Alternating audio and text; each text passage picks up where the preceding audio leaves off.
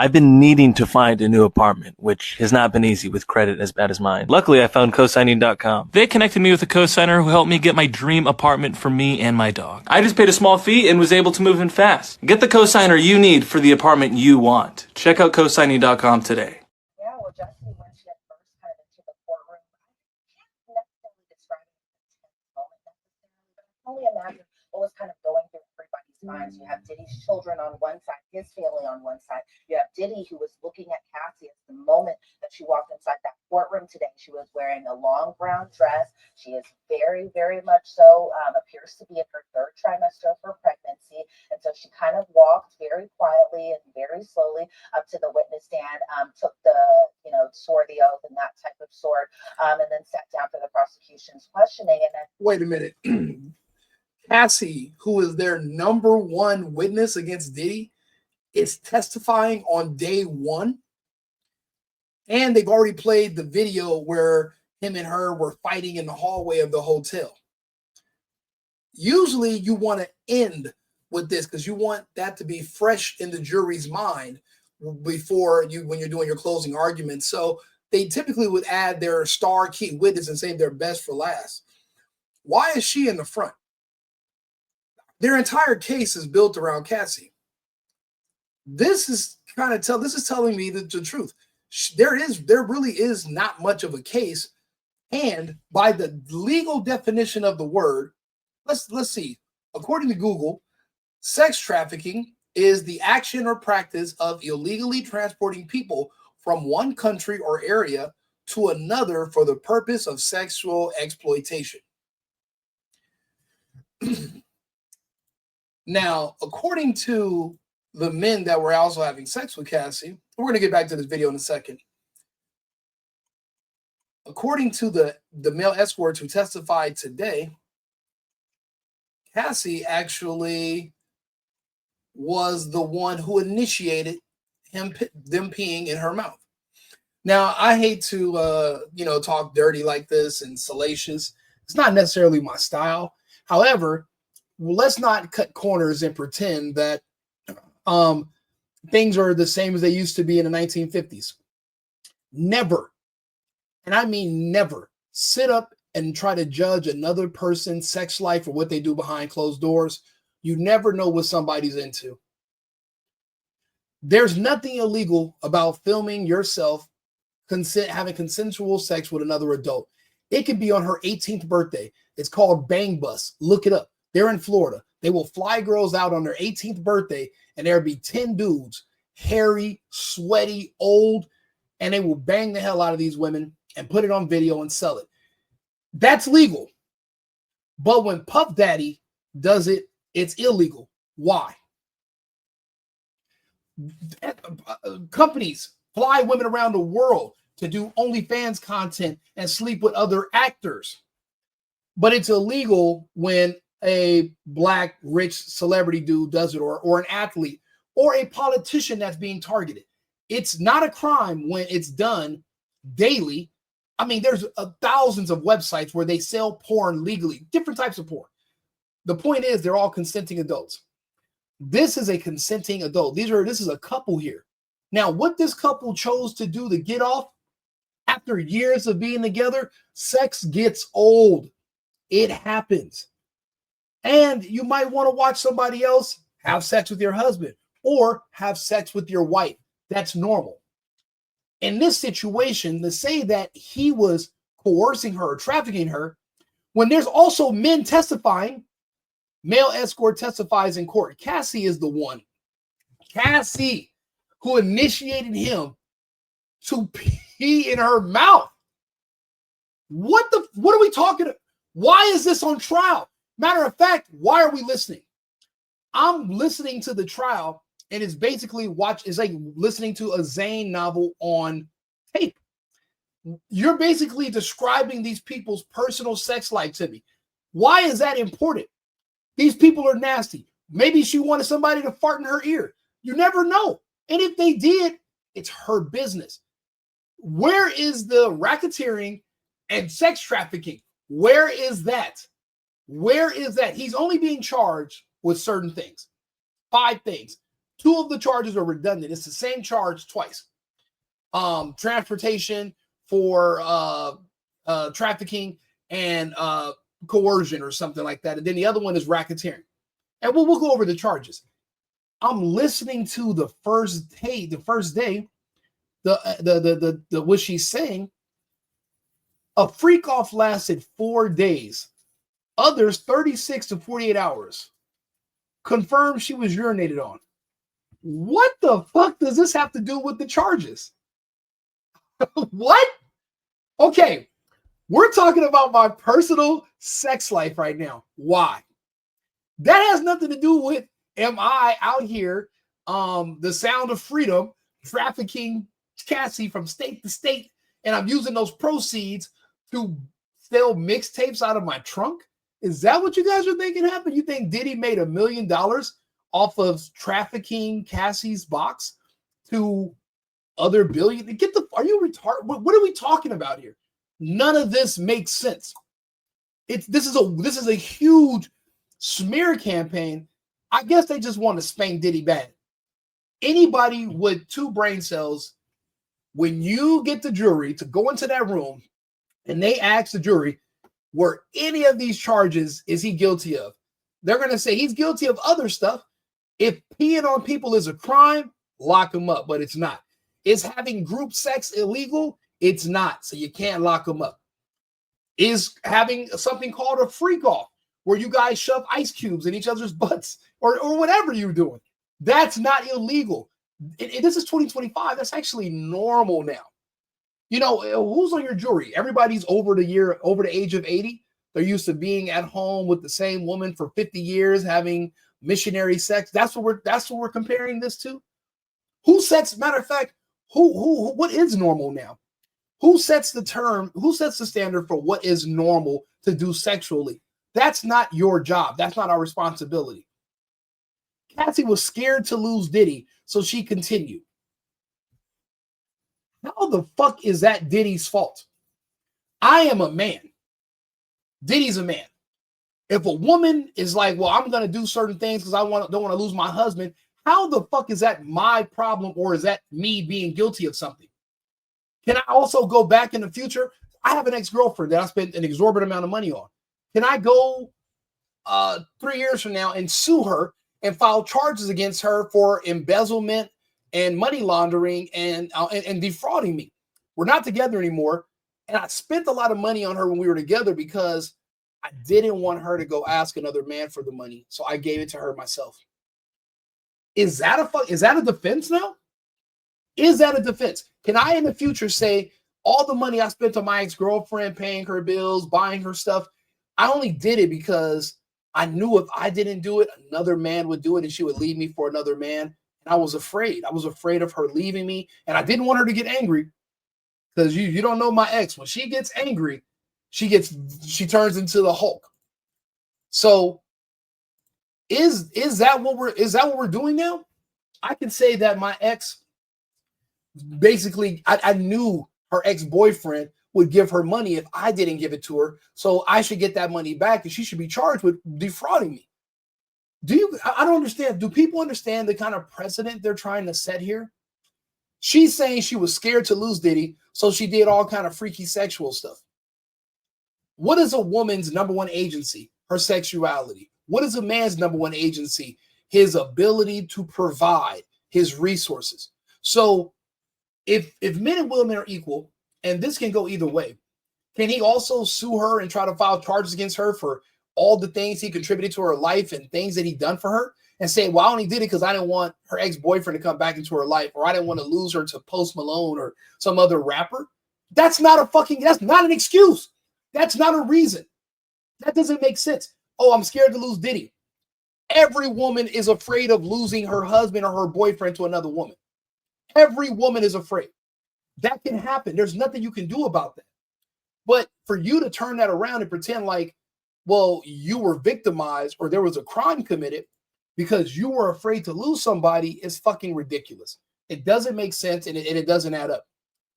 A 4-day freak off. So you're mean to tell me that there was an armed security guard at the door that kept you in there butt ass naked, getting peed on and lubed up and smacked around? There was Mossad agents with walkie-talkies, and Diddy had all kind of, he was Scarface, piles of cocaine, AR-15s. No. Literally, the male prostitutes, which is also their personal business, the guys who they're hiring for sex, they're telling you, she picked us out. She initiated things with us. Matter of fact, when Diddy is only one man, once maybe it doesn't work, and if it does work, once he shoots, it's over. She's the one who's still having sex for 36. Listen, it's physically impossible for a man to have sex for 48 hours straight and not die. Diddy would have been dead. You're not having sex for 36 to 48 hours as a man, but for a woman, I've seen it done. There's a woman right now out of the UK that's in America breaking records. Okay. She's doing 24-hour marathons, 1,000 guys. It's happening right now. Why isn't she in jail? If this is all illegal, right? Why isn't she in jail? Why isn't she arrested? Why isn't she being charged? Because it's bullshit. You cannot charge people for their freaky sex life. And regrettable sex is not great. Just because you regret something, I don't know many women that I've ever met my entire life who do not regret every time they had any kind of sex before the man they're with today. You better, if we're together right now, you better regret every man you ever slept with your entire life before me. That's what's supposed to happen.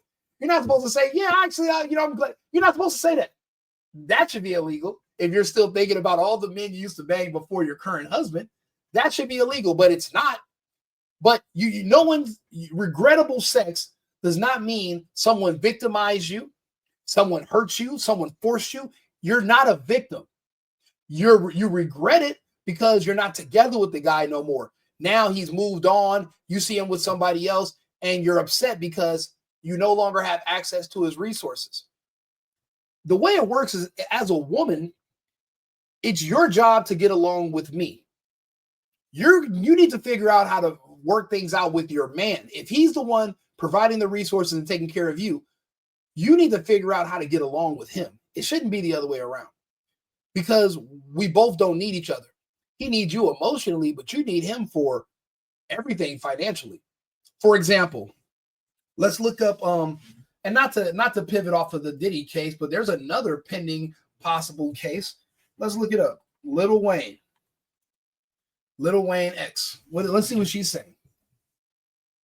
Okay, so for everyone DMing me about my story I posted, yeah, this is actually a fact.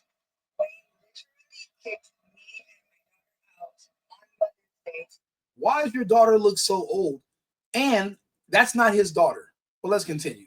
Okay, and I am just recovering from surgery. I am 5 weeks out. So she got a full body makeover, surgery, BBL, boobs, everything. Brand, and guess who probably paid for it?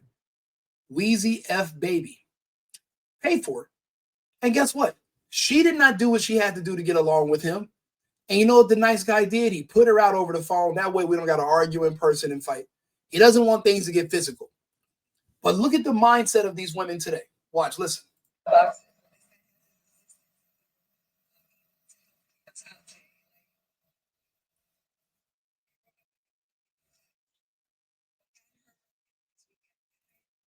Her birthday that's not her father. Her birthday should matter to her father. Where's her father? That's not Wayne's responsibility. If you got an attitude, or if there was something you did to make this man want to leave you alone after he paraded you around for the past couple of years, paid for all your makeovers, paid to move you from New York to where he lives, and he's also supporting your kid. And I bet you still had the nerve to want to complain to him about other women, to complain about stuff that he's doing or not doing. You did everything that you were not supposed to do. You know what you should have been doing? Cleaning up, saying yes, sir, to whatever he needs, and playing your role. But guess what you were probably trying to do? Use him to start your business, Figure out how you can get from up under him, but use his wealth and his success to catapult yourself. He caught wind of it, and before you could make your, grand escape, he caught you, and instead of confronting you like a lot of other people will do, which is a mistake, he gently cut you off.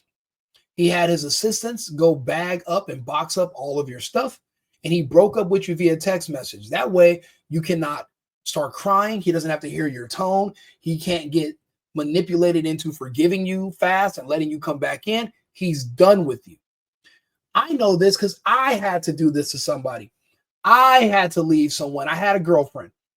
I told her she needs to move out. She said, I'm not going anywhere. You move. Baby, this is my house. Everything in here I pay for. You're living here on me. You're living here off of me. And your grandmother was just living here. Your grandmother moved out. You're still living here. I told you should move. We're not getting along. You want to argue. You want to fight. You want to complain. Now you can go live by yourself. You don't want to leave. I did what Wayne did. Actually, I did it a little bit different. I told her, okay, you can stay in the house. I'm going to move. And I moved to another state. I sent somebody to pick up my car, to pick up my dogs, to pick up my PS5 and my computer, and told her she can keep the rest of the shit. She's flabbergasted because I'm not arguing with her. I'm not fighting with her. I don't want to scream and go back and forth with her. And guess what? I'm literally the last boyfriend she had. I try to tell people the relationship you're in today is probably going to be your last relationship. Figure out how to make it work because no one else better is coming along. This woman right here was with Lil Wayne. He's very frail. He's in poor health, small guy. All he needed was basically a really beautiful caregiver. But obviously she was doing things outside of that. But listen to what she's trying to say now.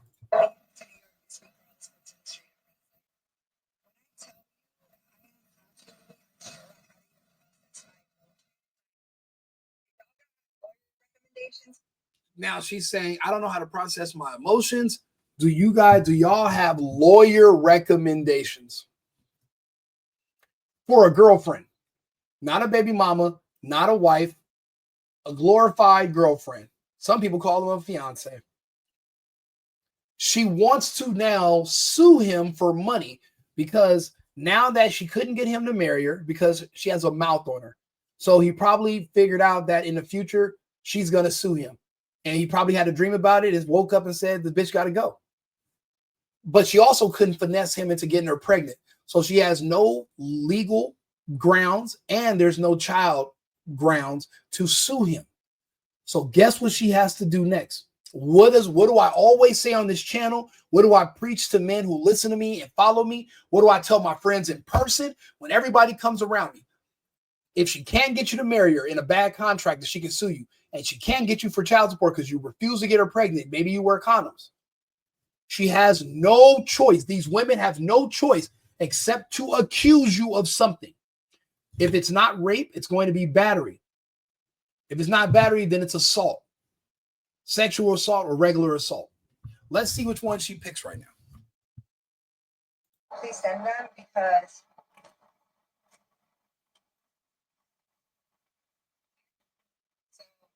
no. Yeah, I know he has 2 girls being floated today. Who knows how many plethora of girls he has. I've been nothing but supportive to this man, loved him till the end of the fucking world. Okay, so for everyone DMing me about my story I posted, yeah, this is actually a fact. Wayne literally kicked me and my daughter out on Mother's Day today. And I'm just recovering from surgery. I am 5 weeks out from a full-on labor. I can't even lift boxes, but this man has his assistant coming to help kick us out today. Like, they broke up with me on Mother's Day through text. Like, what? And her birthday's next weekend. And I leave to New York this week for all the Sports Illustrated press. Like, when I tell you that I am absolutely unsure on how to even process my emotions, like, if y'all got lawyer recommendations, please send them because this isn't the video, but let's see here, right here. I've been nothing but supportive to this man, loved him till the end of the I've been nothing but supportive to this man, loved him till the end of the fucking. You know, that's the thing. You might assume you were being supportive and this, but what does the buyer think? You can say whatever you want. What is the person who you're supposed to be receiving this? Does he agree? The answer is no. And that's why he's kicking you the hell out. You cannot judge yourself. You cannot tell us how good you are. Let the person dealing with you tell us how good you are. Right now, you're not that good. Do me a favor, like and subscribe, share the video. We're going to keep going over this, the single boyfriend. And this is actually going to be on the Safe and Effective, the Right Wing RICO page as well. We have to go through these stories because this is a problem. Men with money being accused of heinous crimes just so that women that we broke up with can have access to our resources, even though we're not with them. That has to stop. In the next few years, alimony will be banned. So will child support. Alimony and child support are instruments that will go away in the next few years. There's no other option. China's ahead of us. But women manipulating men and being able to take half their property or sue them for resources by having delusions of grandeur, those days are over. Child support and alimony will be abolished. There will not, in the near future, there will not even be a need for a prenuptial agreement. The fact that you need an instrument like a prenuptial agreement to protect you from a woman that you were in love with says already why our marriage rates are done. Our birth rates are done. Why do you think they're bringing in people from the third world? The third world, they do not have alimony and child support. So those people still get married and then they want to come to the U.S. and have a bunch of kids. But what they don't know is that if they're women who they brought here get hip to these American laws, then their family is done. Their kids are going to end up being gay. And also they're going to be sued and they're going to lose a lot to these women. It's unfortunate. These women actually win a lot of these homes in a divorce. Then they lose the home in a foreclosure, because just because you won the home don't mean that you can maintain it or you have the money to keep it. The whole notion behind these women is that they use their beauty to leverage money. In lieu of working, they provide beauty, but they also used to provide cooperation, sex, and they would clean and cook. So it's basically everything balled into one. But if you have a maid, a chef, and you still have to go out there and cheat because the woman at home is complaining, the smart thing to do is just to get rid of her.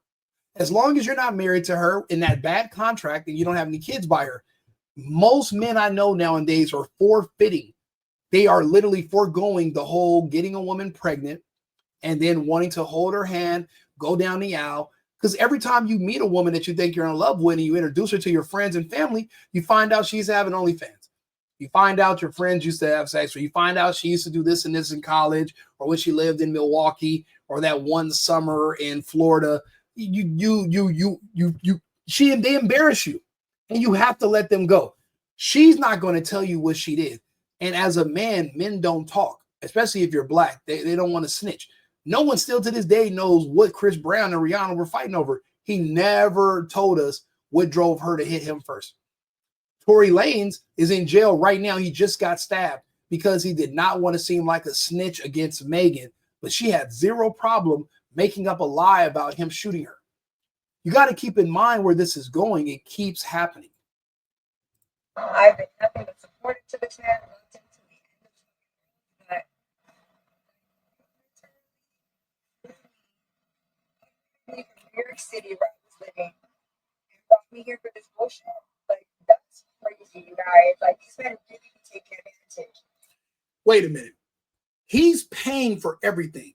He moved you from another state to where you are with him. So that means you had to have met him out somewhere traveling. This man changed your entire life and your child's life. And you want to say he took advantage of you, and you're seeing it also bleed over here into the Diddy case. There's a pattern. There's a pattern. And it's not just the emotional. This man has actually laid a hand on me. It's not just emotional abuse. This man actually laid a hand on me. Really?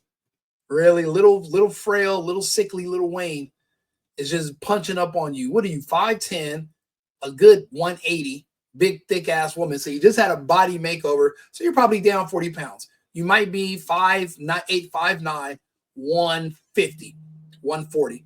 However, You're a big woman, so it's not like he can really hurt you. I'll let her finish. Like, no. And I took it, what's crazy is they always say like you're so stupid for love, and I thought it was like a mistake. But like What's up, I know other women he's put his hands on. And today, it's okay, we're about to go back to the house that we live in together with my fucking daughter. And we're gonna see what really goes down because this is absolutely crazy and a new world even for him. I've been nothing but supportive to this man. I've loved him to the end of this fucking world, but literally, Lil Wayne and her will be in court. She's going to go to police in about a week. She's not going to be able to prove that he ever hit her, but she's going to try. So this is also going to be a civil case that eventually will become a criminal case. He will be under criminal investigation for assault and battery. Like I said, if she can't get you to sign a contract and she can't get you to get her pregnant, she's going to have to accuse you of something. And hopefully you'll be so nervous that you decide to give her a monthly salary in lieu of her pressing charges. And that's what the lawyers are involved to do. There's a lot of men who live under extortion, and it's just a part of their budget because you can't really prove your innocence most of the time. If it's you and her in a room by yourselves, you guys could have been in there kissing. She could have been telling you she loves you. And then you could have walked her to the door and she would have said, okay, babe, I'll call you in an hour. And you're like, okay, babe, have a good night. She could get in her Uber and tell the Uber, can you take me to the hospital? She gets to the hospital. She can say that she just woke up and all she remembers is somebody was on top of her. And she wants to get a kit done for grape. Once they do the grape kit, they automatically call law enforcement. My point is this. It's going to be her word versus your word. Now, if you don't do the RICO and you don't do what Shannon Sharp did, then you're not going to have any video to back up what you're saying. You're just going to potentially be a victim. It's crazy. Me bringing this topic up, I see that my numbers fluctuate. They go up and down as far as viewers because they don't want us to talk about this because this is true. If you don't have videos showing that everything was consensual and you didn't do nothing to her and she wasn't asleep or she wasn't belligerent drunk, then you're going to be in trouble. So when the lawyers reach out, they speak to each other and they come to an agreement. She's going to want $5,000 a month for the next 36 to 48 months. That's going to be a grand total of, it's basically going to come out to $500,000 or whatever, but she wants it in payments every month. If you can find 3 other athletes that you can make false accusations against and their agent finds out and they contact the lawyer and the lawyer negotiates a $3,000 to $5,000 a month extortion that you're paying this woman to not go to the police to basically cover her expenses for pain and suffering is what she's going to say. Now you might got $20,000 a month. Well, now you're in business. $20,000 a month for the next 5 years, you're in business. And that's how a lot of men live, and they don't talk about it. A lot of men deal with a lot of women, but every time you get one woman, and it's the perfect storm. You met her out, you guys go back to your place, she leaves your place, you didn't make any videos, you thought you guys had a good time, she never texts you anything, saying anything freaky, so you don't got any proof. It's just your word versus her word. And you need to make videos. You shouldn't be alone. Make sure there's other girls there, other friends there. Make sure there's witnesses. But you thought shit was sweet. You could just go live your regular life. This woman knows where you hang out at. She goes to your bars. She's pretending she doesn't know who you are. She knows everything about you. She's been hanging out at that bar, hoping to bump into you for the last 2 months. Because she knows you go there because you tagged yourself there or she recognized the decor in one of your videos. I've had it happen to me. Women knew my favorite bar in downtown LA and they didn't want to ask me for my number online. It seemed like they're stalking me. So they would just hang out there until I finally just showed up. And then, oh yeah, hey, I'm here. Oh, it's nice to meet you, blah, blah, blah. Bullshit. It's a trap. They're trying to get close to you. The difference is with me was this. Because I had like this show that I was doing and I do little shows here and there, skits, and I do like comedy stuff and some serious stuff. But back in California, I was pretty known in my area. The only reason why nobody decided to come after me and make up some allegations when we broke up is because I never was alone with anybody. I always had a living girlfriend that would always be right there. So if a woman did want to say something when she got jealous or mad, she couldn't because I have a girlfriend there that's a witness. Actually, there's 3 or 4 other girlfriends that are there that are witnesses. As a man, you have to do basically what Neo's doing. And everyone's giving him shit because, and it's not everyone giving him shit, women are giving him shit because that makes it hard for them to come after you and make up stories about you because there's too many witnesses. So women want to encourage men to not date certain women, not have too many women around. They're basically teaching you how to line themselves up. You have to know better and not listen to women. This woman right now is trying to tell you that the first time anybody's ever said this, Lil Wayne is an abusive man that beats women because she's mad that he kicked her out and her daughter out. So what do you think Cassie Ventura is going to do over here? Do you think this is any different or any better? I don't see how this is any different than anything else. Cassie was scared to lose Diddy, so she continued to have freak offs. What they're also saying is that Diddy in messages are asking her, do you want to stop doing freak offs? She says no. And then she's excusing it, saying, well, the reason I said no was because I didn't want him to go do it with another woman. How is that my fault? How is that Diddy's fault? It's not. But right now, I want to go live. Confirmed that she was leaving a freak off when the vicious beating kind of happened. As far as just some a beating is domestic violence. This is not a domestic violence case. Again, they're just flooding bullshit and unrelated nonsense into the case. Domestic violence does not mean that I am sex trafficking you. Domestic violence has nothing to do with racketeering. It's domestic violence. People fight. Some days you win some, you lose some. They're showing when Cassie got the short end of the stick, but there's no video of when she used to go upside Diddy's head. And they're going to testify. She busted his lip. She, scratched his face. They fought. People fight. Do you know how long 10 years is? Do you know how old you can love someone to death, but do you know how easy and how fast you get tired of having sex with them, but you don't want to break up with them? Let's let them finish. Other big highlights, we were shown a lot of photos of her and Sean, as she refers to him in court, as well as her friends. We saw a photo of him being Diddy, Kim Porter, another friend, and Cassie all at the 2006 BET Awards. We saw a photo of Diddy with Cassie, another friend, and another potential witness to this case, all sitting on a couch. We had seen photos of their trip to Miami. We saw photos of them at a strip club together here in New York City in 2007. For Halloween, she had spoken about just, her time working as an artist for Bad Boy, and just that pretty much, some of these allegations she had talked about in her lawsuit, but also that Diddy controlled a lot of aspects of her recording career. She signed a 10-album deal. However, she only put out 1 album plus a mixtape. A lot of the songs that she had even recorded had just gone either, unreleased, or they were leaked and that type of sort. And so some of those were like kind of the big highlights, I would say. They were kind of touching base on who all else kind of played a role in, as far as, security. She had named people like D-Rock and Bounds and Uncle Paulie and Malik. As far as assistants, we heard one of the big names being Christina Coram, as well as David James, Neil Dominic. And so that was kind of touching base a little bit as far as, how Diddy's staff kind of interacted with her. But for the most part, another eye-opening point was just that, Diddy had security around him 24/7. But she also had said that, sometimes the security's job was to kind of check on her and make sure that she was doing what she was supposed to, essentially, that, if she wasn't answering the phone when Diddy had called, that he would send his security to go and find her. And so, as far as just some of the testimony, I'm sure we'll get into more details as far as kind of, the freak offs and that type of those types of allegations. But, it really did start off pretty foundational. And I was pretty surprised at, how composed she was keeping it all while on the stand.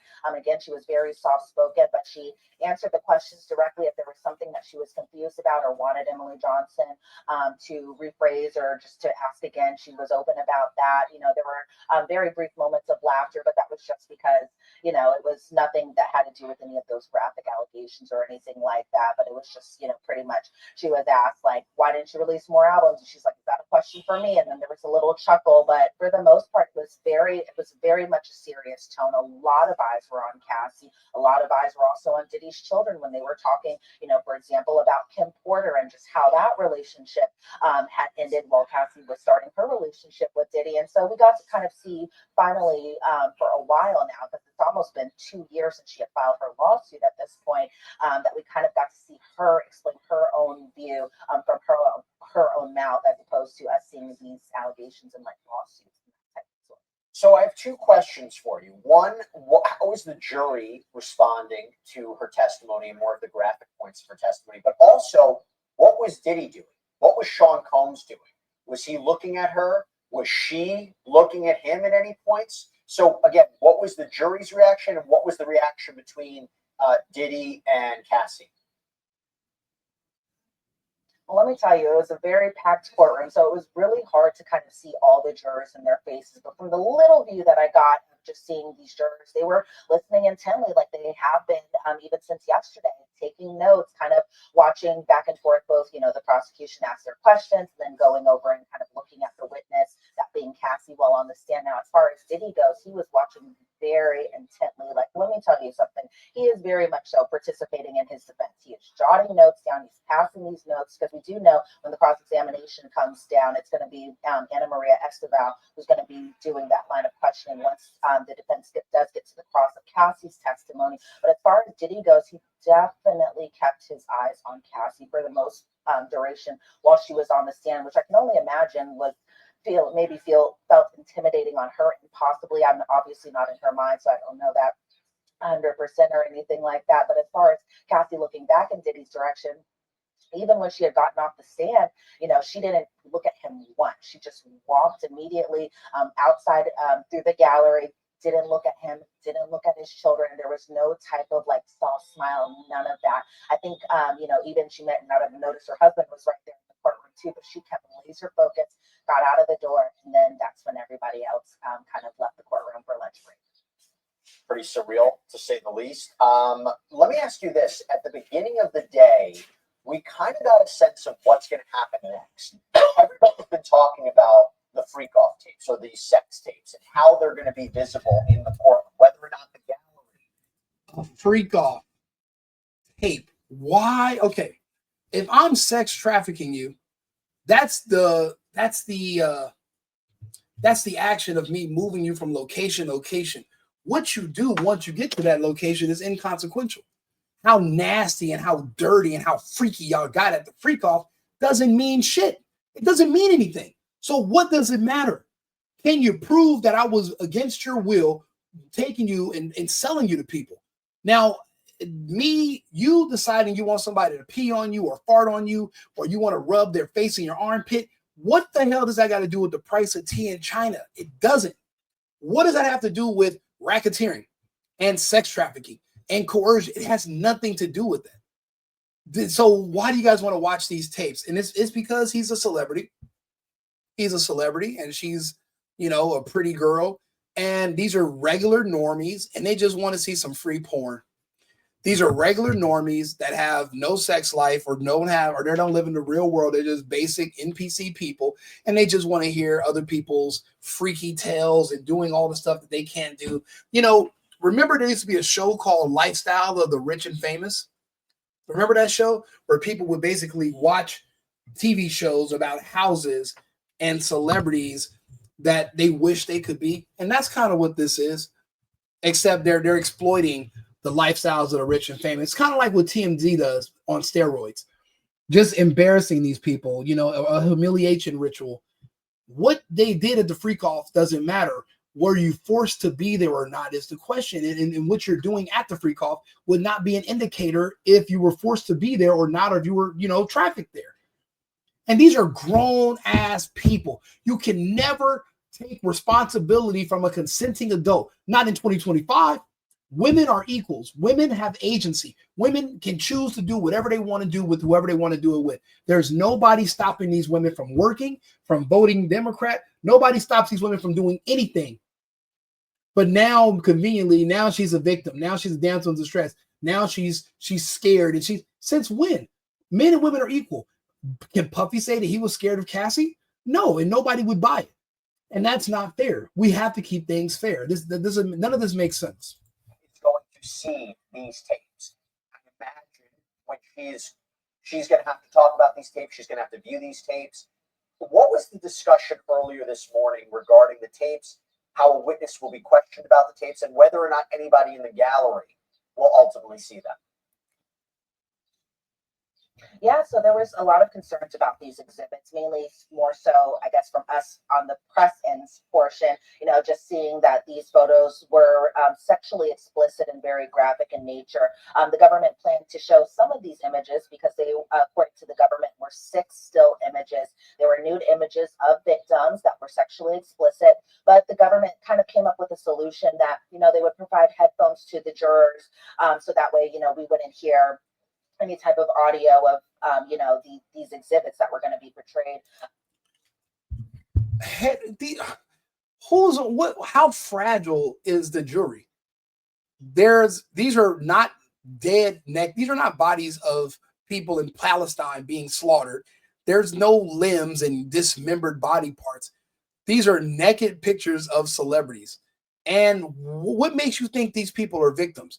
Did they bring themselves there by their own fruition? Yeah. Did these people drive? Now, don't get me wrong.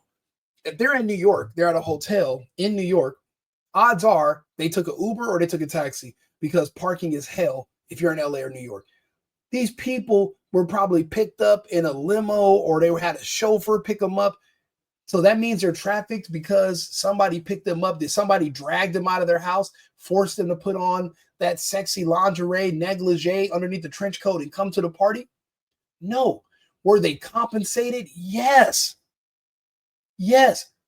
So if you are a man and you love beautiful women, but now they're saying it's criminalized because you want to give hot women money, in what fucking universe are we going to let that be the precedent? Where if a woman is really beautiful and you want to have sex with her, so you give her money, then what the fuck is a relationship? What is a relationship? I can't even date anymore. My ex-girlfriend was so beautiful that I literally used to just spend tons of money on taking her places and doing. So that's a crime now. And I only did it because she was good looking. I didn't do it because she had a great personality. She was a bitch. All she did was complain and nag. But for the first couple of months, her beauty blinded out my sense of hearing. So I didn't hear what she was saying until after we had sex a few times. And now it's kind of fading away. And I'm like, wow, she really does complain a lot. Like, what? I don't want to hear this. I just want her to be beautiful and shut the hell up. So you mean to tell me now that they're going to criminalize you giving women money and you bringing them, and they want to come to your party? Even if it's people like sex parties are like underground. People have sex parties every day. They're called swingers clubs. They have all these types of different names for them in every single city. It's called the lifestyle. So, but if you're a rich and famous man, you can no longer with your consenting girlfriend, you can't live the lifestyle, because if you guys break up, she's going to say you forced her. But at the time, she wasn't being forced. She just decided she was forced after the fact. We cannot set that precedent. We just can't do it. The government wanted to keep this material out of public record. The defense, meanwhile, says it's pretty much adult pornography. And so that's when we kind of started. It is adult pornography. It was being filmed, right? They were having sex, right? Well, then why do you need to show my naked pictures of my dong and the dimple in my hairy butthole? Why do you have to show that to the jurors? Yes, this guy Rico's ass is very hairy. Okay. What does that got to do with her being trafficked? Yeah, I can tell by how many hairs are on his ass, how fluffy his ass is. That means he trafficked her harder. And then to do all of this, and there's only one victim, and the victim is still alive and well and married and have a kid on the way, to force her husband. I don't know how her husband, and I don't know how the relationship survives, especially when they were married when she got the money from the settlement for several years. So her husband really is entitled to $15 million. Why wouldn't you just divorce Cassie, get her for child support, go get you a girl that looks just like Cassie that just never fucked Diddy, that's 22 years old? Just find one that looks like Cassie, go to the Philippines, go to the Bronx, find you a brand new chick that looks like her, and now you got $15 million and you can have a new life. And you don't have to worry about the fact that the mouth that you're kissing, that's kissing your kids, used to be full of urine, full of piss, just pissy. You know, like, I mean, I don't know how much Listerine it would take to get over that, but I don't know. I would think that her husband would do the right thing and just divorce Cassie, take his cut. Because let's be real, that's his cut. He put her up to this. Her husband put her up to this. I know it because if I was her husband, I would have put her up to this. Matter of fact, I would have been planning on suing him when I was still dating Cassie. This is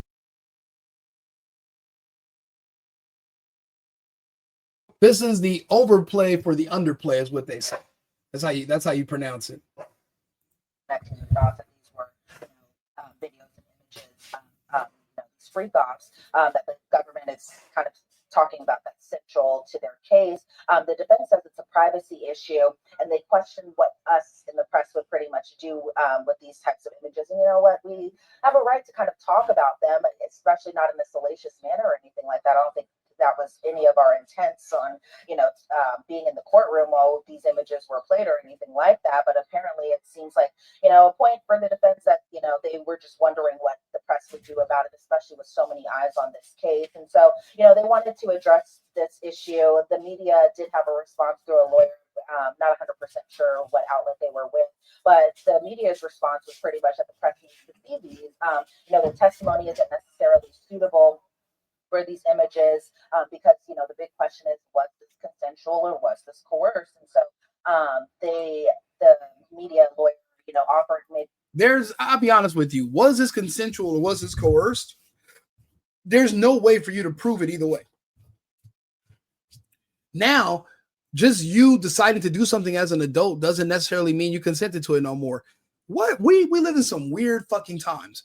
If I choose to do something at the time and I'm an adult and I have full agency, the fact that somebody can come back and tell me later that maybe I was coerced into doing it. What isn't coercion? When you're with a woman and she wants to go out to party and you feel like going to bed and she's like, well, then I'm going to just go do it with someone else. Or I'm going to go out with my friends. And you're like, no, I don't want her to do that because I don't want to lose her. Is that coercion? And if it is coercion, is that against the law? Why does it only go one way? Does it go both ways? No Diddy. But even these male prostitutes, right? None of these male prostitutes are saying that they were raped by Diddy. They're all just saying that, hey, we used to just smash Cassie. She had an appetite. Cassie had a sexual appetite for men. Diddy probably knew this and was like, instead of me breaking up with her because she has a high drive and she likes men, I'll provide the men for her. And I'll be honest, I've had a girlfriend like that too, but she was into women. And I remember me and her had broke up for a while. She got a new boyfriend and she told the new boyfriend I was her cousin. Anyway, I'm having a party. She shows up to my party with this new guy. And me and my other girlfriends were all looking at her like, what the fuck are you doing here with this dude? But the dude was a nice dude. He was cool. But me, I get a couple drinks in me, Rico, I got some questions. So I asked him, I was like, so, because she wasn't there. She wasn't in the room. She was somewhere else in the house. And I was like, so, like, how many women do you feed her per week? And he was like, feed her? What do you mean, how many women do I feed her? I was like, well, she's a beast. How many women do you provide for her per week? Because, if you don't provide for her, if you don't got women for her, then somebody else is going to feed her. And he'd have no idea what I was talking about. That's how you get cheated on, is when you have someone that you're with and you don't know what they're really into. In this case, Cassie knew what he was into. She knew what he knew what she was into also.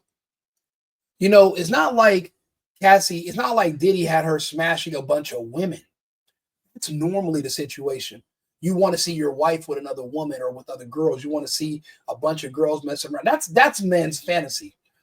But it has to be met in the middle. Some women they're not into women. They're into more men. I've had girls say, yeah, Rico, I know you're saying we should have a threesome, but I'd rather do it with two guys instead of with another girl. And I'm like, really? But for me, it sounds alien because that's not what I'm into. But had I been into that, then it would have been a thing. But I mean, you got to think about it. She's going to do it one of two ways. That goes for men or women. Never forget this. They're going to do what they want to do one of two ways, either with you or without you. I just prefer that it's with me rather than without me. I'd rather her mess with women with me than behind my back. But I've had a girlfriend that was like, look, you got 3 or 4 friends that, you know, that are guys. And I was like, what? That's what you're into? And you know what else she said? She said, yeah, I plan on going to Jamaica because I want to go to hedonism. What is hedonism? Hedonism is when women go to Jamaica and they just get, basically have like gangbangs with like 5 to 10 men and on one woman. And then people act like this is foreign or this doesn't happen. This is what a lot of people are secretly into. That's why I said having a trial based on someone's sex life is fucking ridiculous. Cassie was into hedonism. Cassie was into group sex with men. Diddy just provided it for her so that way she wouldn't have to go mess with Kid Cudi to do it. So when I asked that guy how many women does he feed her a week, and he didn't know what I was talking about, guess what his new girlfriend, which was my old girlfriend, was doing 2 days later? Back at my house, messing with 2, 3 girls at a time. And because she's at my house, of course, I'm there. So that's a given. And where is he at? At home. Where does he think she's at? Her sister's house for 2 days. And I'm not even saying I'm Diddy. I'm not saying I'm in there fucking for 48 hours straight. Oh no. No, you get 20 minutes out of Big Rico, and then I got to take a break. I'm drinking some water. I'm playing video games or whatnot. I'm not just going 3 days straight. But it seems like I am because the girls can go for days. I'm a man. You know, I'm in spurts. You know, I'm a sprinter. I'm not into the marathons. But let's listen to the rest of this. Just to pull reporters to see these types of images, so that way there would at least be some media who could report about this. And so from the media's response, they completely objected to total sealment of these images and says that it's a First Amendment issue. And so this is going to be taken up probably at a later time, possibly when we all come back from the lunch break, just to kind of get a better picture of it. But it seems like, from both parties that they are kind of fearful about these images getting out. But on our side, we have a right to report on what's going on. I mean, look at just the media camp out just behind me. A lot of people have interest in this, not just for salacious headlines or anything like that, but because this is a very high profile and criminal case. And of course, we will respectfully report on it if we are able to see these images. Real quick, Elizabeth, I want to get you back to that courtroom. 30 seconds. If you could just explain what the scene is like today.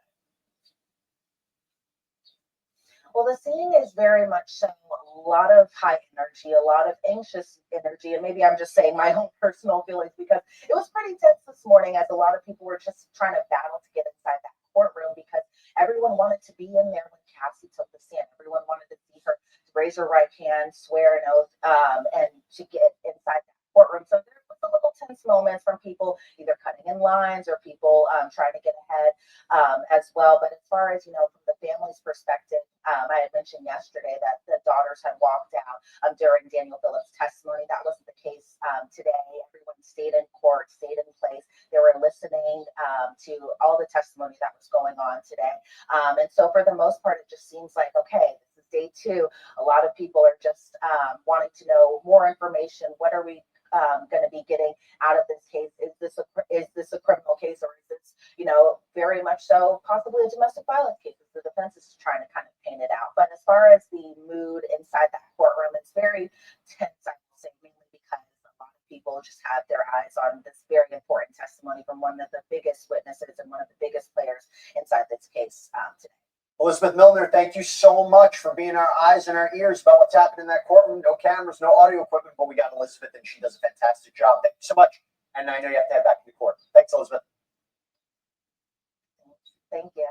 All right, so we're going to continue to take your questions. I am here once again with trial attorney Rich Schoenstein. So, Rich, you heard that description, okay? You heard the description about her testimony. We've been talking about it, hearing the jurors' reaction, hearing, by the way, how Cassandra Ventura responded, or lack of response towards Diddy, not even looking over his way, him staring intently at her. I thought that was interesting. Yeah, it is interesting, and it's hard for a witness. What's the right thing to do? Is the right thing to look at him? Is the right thing not to look at him? I think probably not looking at him is better optics than she takes the stand. I think that's fine. When she's going to be in a position where she has to watch these tapes, presumably that's what's going to happen, and have to be questioned about these tapes, both under direct examination and cross-examination. I know Elizabeth has said she's very calm and composed. I wonder if things might change then, and what we should take away from that testimony. Yeah, I don't know. That's a tough thing to do. She's going to be asked about the tapes. She's also going to be asked to describe what's happening. She's going to be asked to identify people who are in that video. She's going to be asked to, identify the prostitutes, right? Because that's a big part of this case. So who is paid to be there in these videos? And she's almost going to have to do like play-by-play. It's incredibly uncomfortable. I don't know how she's going to do it. I think the most significant parts of the tapes are if you see or hear Sean Combs directing her, right? Particularly in a aggressive manner to take certain steps or actions. That will go towards sex trafficking.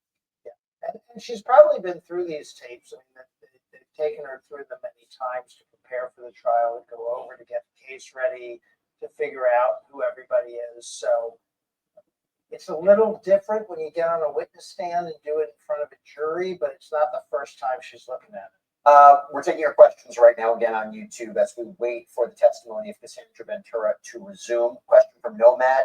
How many kids does he have? I believe he has 7 children. Question from Sarah McGowan. Can charges for co-conspirators come from this trial? Well, I don't think they come from the trial necessarily. They come from the investigation leading up to the trial. And it's a question here whether the government wants to bring charges against co-conspirators or others. I think they were more interested in having witnesses. I said when this all started that probably people were deciding if they were going to be witnesses or they were going to be defendants, because I bet the government brought some pressure to bear on that decision.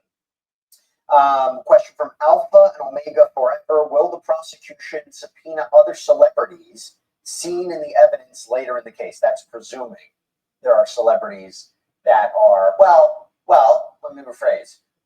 In the lead up to this trial, during the jury selection process, there was a people and places list, right? Does the jury know any of these people and places? There were some celebrity names on there. Doesn't mean they're in the tapes, doesn't mean they're part of relevant evidence, but will the prosecution subpoena celebrities in this trial?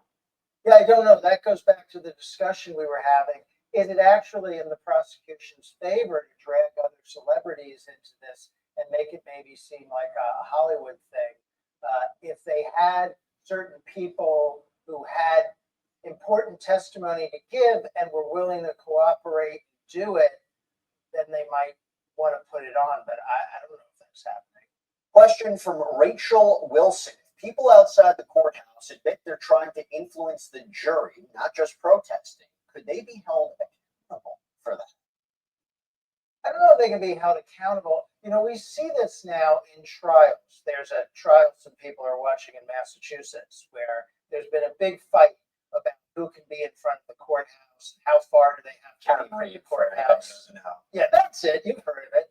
So if it starts to be a problem, then the parties can address it with the court. And the court has some power to say, yeah, we're not going to let anybody line up where the jurors come in and out, because that would be hard for them, right?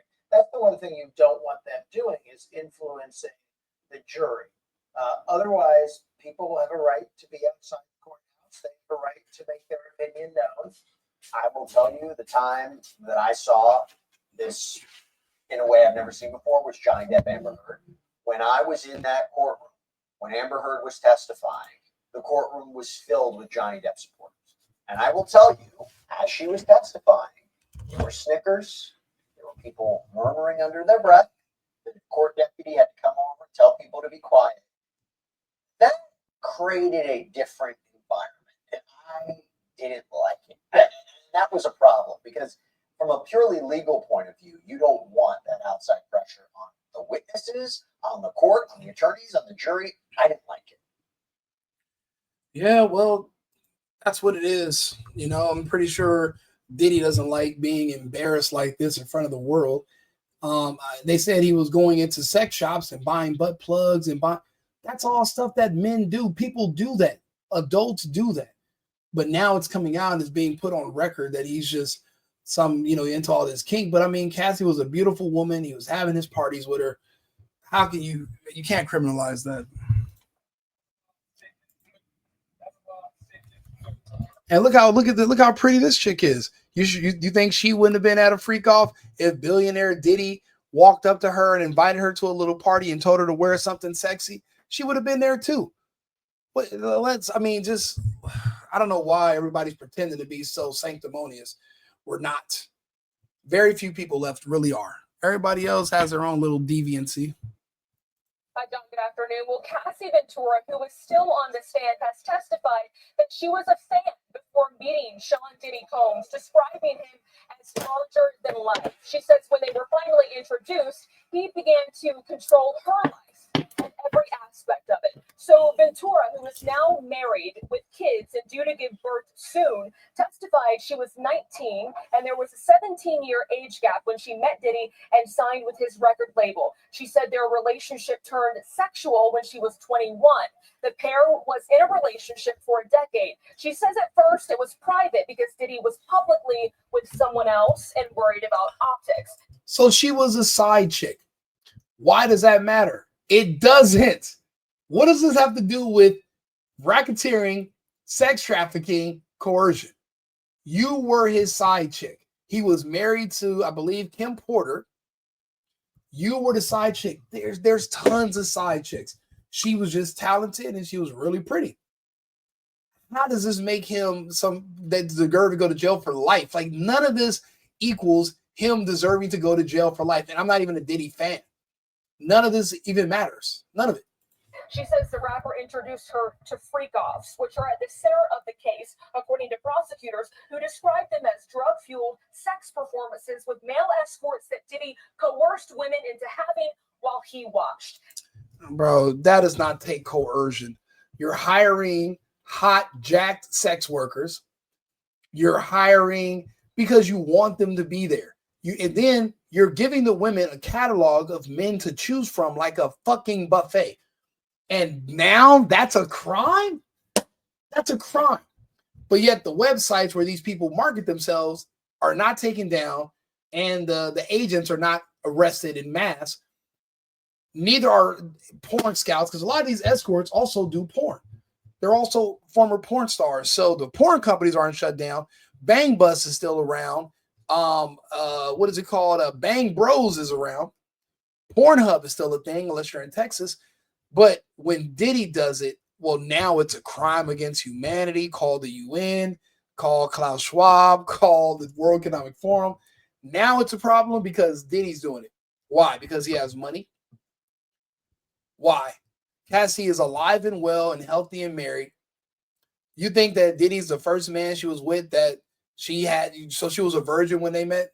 She wasn't out here smashing guys, maybe having men and women, maybe. You think Diddy didn't find out that she likes men more than women? And he didn't just put this together to satisfy her appetite? Because that's what it sounds like when you're talking to the male escorts, the male porn stars, the talent, because he probably can't smash, or he's watching. It's not really his thing. He's already smashed her 1 billion times. He's tired of having sex with her, but he doesn't want to break up with her. So he hires other people to have sex with her in his stead. And because he's there, he still gets credit for it. And which is true, because think about it. Everyone knows his name. Nobody knows the name of these men. Nobody cares. So he still gets credit for it both ways. For wrong and for the right reasons. Cassie testified that freak-offs became something she did not want to do, but felt like she had to keep him happy.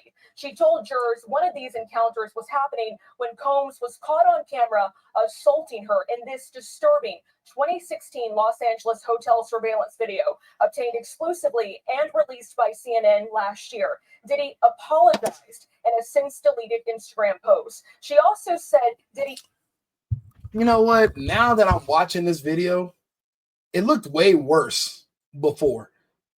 This whole domestic violence in a hotel thing, it looked really bad at first when I first saw it, like last year. But now I'm like, I've seen couples fight way harder than that. He grabbed her and pulled her down, and then he like kind of kicked her butt a little bit, but he wasn't on top of her, just MMA pounding her or anything like that. It's just a couple fighting. It looks like kind of like when your girlfriend, you're in the shower and she takes your phone and runs out the room because you guys have been fighting over somebody texting you all day. See, this is why I don't do live-in relationships anymore. I did my time where I'm fighting and arguing every day. I'm not doing it anymore. But this is also from 2015. This is outside of the statute of limitation. This video doesn't even matter. But he's not literally beating the woman to death. They're fighting. That's what couples do. We don't know what happened in the room. He could have got the short end of the stick. We don't know. There's no audio. Hotel surveillance video obtained exclusively and he doesn't punch her. He just grabs her by her damn hoodie. And released by CNN last year. Snatched her by the hoodie and threw her to the ground. Diddy apologized in a since deleted Instagram post. He's wearing socks. So he's not wearing some Timberland boots. He's not wearing some butters. It's just his foot. And she's laying there like a dead body because she knows there's a camera watching. He also said Diddy had mood swings and was often violent towards her, leaving physical marks, and that instead of music, he's pulling her by the sweater. It's not by her hair. It's not by her throat. Not saying it's bad, but it used to look real. It used to look way worse. This is domestic violence. Domestic violence is not trafficking. It's not racketeering. This has nothing to do with the charges. So why are we showing it? It's like they know he's going to get off, but they want to embarrass him so bad that the industry Chris Browns him. But the problem is the industry needs him more than he needs them. Just like Chris Brown cannot be canceled. Yeah, they can talk a lot of shit and protest against him still because of what happened with Rihanna, but nobody really knows the reason why, and Rihanna still fucks with him. So how is that a problem for you?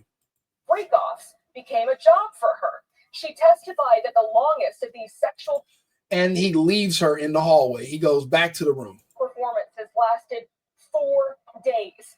Diddy made a heart with I mean, it's pretty impressive that they're saying that he lasted for 4. The event lasted for 4 days. That means he had different girls coming and going, different guys coming and going, and fucking and getting high and drunk for a binge. They binge. You never went on a binge for a few days? I mean, that's not that uncommon. The family in court today, he has pleaded not guilty to all the charges. His defense attorneys have admitted to jurors that Diddy's relationships were toxic and there was domestic violence, but they've said all the sexual encounters were consensual. And that's it. Yes, I'm toxic. Yes, I'm this and this and this and that. But that does not mean that I'm trafficking people against their will. I might be an asshole. I might be a freak. I might got different girlfriends, but that doesn't mean that time that we spent together, I was trafficking you. I have other people I'm dealing with and other people I'm romantically involved with. That doesn't mean when we're together, it was forced or coerced or trafficked. That's not what that means. Cassie's since settled 2023 lawsuit led to Bro, who is this chick? She is fine as hell. Let me see, what's her name? dozens of other sexual abuse claims, all of which Diddy denies. John, back to you. CB Cotton Forest with the latest from New York. What's her name? CB Cotton Forest. What the fuck kind of name is that? Let me see. What did he say her name is? CB Cotton Forest with the latest from New York. CB Cotton Forest. What the fuck? Okay. All right, coming back here to New York City. Witnesses are back on the stand. Sean Diddy. And notice, because Diddy's black, they're using a bunch of black women in every one of these segments to report on it. Because I guess if you're not black, then you're racist, which is fucking ridiculous. Diddy calls his federal sex trafficking trial. This morning, the rap mogul's defense team cross-examined a male escort who testified yesterday in graphic detail about several violent and sexually explicit encounters with Combs and his ex-girlfriend, Cassie Ventura. Ventura is now on the stand, although we do have a warning. The details in this particular testimony may be upsetting to some of our viewers. NBC News correspondent Rahema Ellis is currently live outside that courthouse. Rahema, all eyes are there in the courthouse behind you. But right out of the gate, Ventura described an abusive All black women reporting on this. What are the fucking odds of that? Relationship with Combs and taking part in these so-called freak-offs. What did she say? Oh, she said a lot, Morgan, but let me set the scene for you. We're talking now about a 38-year-old woman who is married and the mother of 2 children, and she is 8 months pregnant, expecting her 3rd child. She sat down, as you point out, in the witness box. I don't know why any of that And matters. she testified that she met Sean Combs when she was 19. That's when she signed a record deal with him with Bad Boy Records. And then she says, and when she was 22 years old, the sexual relationship began, and it was tumultuous. She was asked by the attorney, did you have arguments? Ventura, yes, they were violent arguments, usually resulted in physical abuse and dragging different things. He would mash my head, knock me over, drag me, kick me. The attorney, were you ever injured? Ventura, yes. Usually I would get knocks on my forehead, black eyes, red eyes, bruises all over my body. It just depended. And she talked about that at 22. That's when Sean Combs introduced the idea of sex parties, and that she said she went along with it. She said, my stomach churned at first. I didn't have a concept of how that would be. I was confused, nervous, but I also loved him very much and wanted. Okay, look, at 22 years old, the man you're with tells you he wants to have sex parties. You could say no and not go. You decide to participate in them for 10 years, and then you decide that you want to marry somebody else and not do them no more. Literally, you were getting too old to do them anyway. Young Miami's a lot younger than her. She was getting too old. She was aging out. Once she aged out, she found a husband. Diddy let her go because she was of no more use anyway. That's how it goes. That does not mean you get to come to me for resources so I can support you and your new husband, which is what Diddy is basically doing when he settled that $30 million lawsuit. He's supporting her and her husband. I see that now the husband is going to be able to get rights to the kids, and she's going to have to pay him child support. Because that's what happens. You see a lot of white dudes, they marry these black chicks like they did Halle Berry, and they get that money and they get child support from him. He's a smart guy. He put this whole thing together to go after Diddy, and it worked. Congratulations to him. He outsmarted the program. A lot of people hated Diddy. The personal trainer was the one that brought him down because he's the one who put Cassie up to this. Because, you know, life as a personal trainer and her as a ex-girlfriend of a billionaire, there is not a lot of money in that. But there is money in making up stories, and there's money in pretending you were a victim. But there's no way she can really say that with a straight face, because not Diddy peeing in your mouth, but another man you were allowing to pee in your mouth when Diddy wasn't even watching. How do you put that on Diddy? It doesn't go over well. This doesn't make sense. To make him happy. Morgan? I'm also really curious about what this male escort said for Rahema, because this is information that seems new. He talked about Cassie's state of mind during this encounter. He described the couple at a hotel about a decade ago. What did he say happened there? And how do you even remember everything that happened in detail 10 years ago when you were high and drunk and with a bunch of dick pills raging through your body? But there were many encounters, and this one he talked about on the witness stand. He testified that there was a moment that he was with her, and Sean Combs was there also. Sean was always there. And in fact, these encounters were being taped, and he was watching and directing. And he said there was a moment when Cassie was on the computer. He wanted her to come out, and instead he ended up dragging her into Rahema, we'll come back to you after the break. Stay right here, Danny. Thanks for watching. Stay updated about breaking news. A bunch of black people on all of these. Look at this black. Get the fuck. Male escort testifies in court that Cassie is the one who initiated for him to pee in her mouth. She told me to do it. Let me go ahead and repost that. 10 years. 10 years of only being with the same one person is insane. The freak offs became a job. I don't know how anybody can convict him of sex trafficking when the woman who they're saying was trafficked said it was a job. So every time I heard about a job, you were paid for it. Well compensated for this job.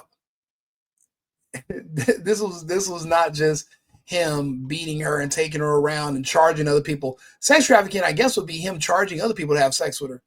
You're bringing her to other people for sex. This is you and her having sex, and then she's picking up men that she wants to have sex with. So is every man she's ever had sex with going to get charged? Is her new husband going to get charged? I mean, how is it different?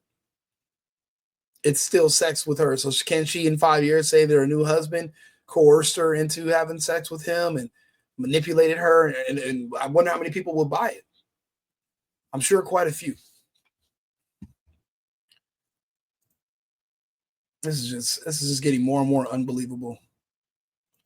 The stuff that people are willing to project onto others, and just completely removing all responsibility and agency from the women involved. All responsibility. They can do no wrong. They cannot choose that they want to have sex. They have no control over themselves or what they do. It's just the man's fault. The man made her do it. No anything. No personal responsibility, no accountability. Somebody made her do it, which is, I don't understand how that's a thing. You know, she has the right to say no. She had a right to leave, but yet she stayed for a reason.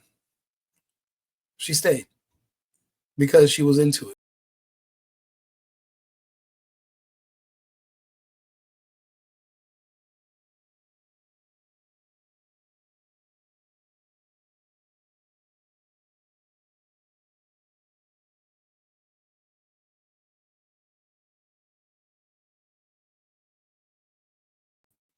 Let me guess, just for me is that's abuse now, that he dyes his hair because he wants to look younger and he doesn't have access to all of his beauty supplies while he's in jail. Okay, that happens. Drugged by her hair into a bedroom. This is all domestic violence. None of this is sex trafficking. Even having sex, instead of continuing to have sex with a male escort for money, that's not sex trafficking. What is he trying to say? He trafficked the male who was being paid to have sex. So the guy who he hired, that's him trafficking? No, he hired the guy. People are just, it's like they're perverting the definitions of these words in English. These words have clear, distinguishable definitions. The action or practice of illegally transporting people from one country or area to another for the purpose of sexual exploitation. What's sexual exploitation? Is when you treat somebody unfairly in order to benefit from their work. I don't even know if that applies. Don't know. Doesn't sound like it does. Today in court, Cassie shared that some of the drugs she would take when she didn't feel like doing free calls would make her vomit, and Diddy would tell her to keep going even if she felt sick. And she could have said no. She's a grown-ass woman. Grown as hell. She could have afterwards broke up with him and went and got a job, man, worked at Subway or something. Just because you stayed with a man for his money doesn't mean everything that subsequently went on afterwards is abuse. That's ridiculous. Like and subscribe, share the video. We're going to come back and go over some more topics in a little bit, but I'm going to just wait. So I'll be back. Thank you. I've been needing to find a new apartment, which has not been easy with credit as bad as mine. Luckily, I found cosigning.com. They connected me with a cosigner who helped me get my dream apartment for me and my dog. I just paid a small fee and was able to move in fast. Get the cosigner you need for the apartment you want. Check out cosigning.com today.